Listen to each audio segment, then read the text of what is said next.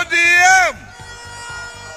Mimi mwenyewe vile mnajua, mimi ni mmoja wapo waanzilishi wa hii chama, na leo nina huzuni mwingi kwa sababu siku ya leo ni siku kubwa ya chama chetu cha ODM, na siku hii tunasherekea kama baba yetu hayuko, Baba Raila Amolo Odinga. Hii ni huzuni mwingi kwa watu wa ODM na kwa watu wa wananchi wote.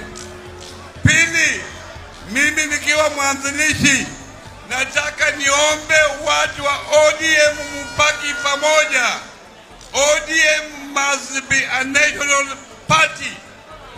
ODM iwe chama ya kitaifa ndio tuweze kuendelea mbele. Sisi ambao tumeingia broad base, tuliingia broad base na agenda 10.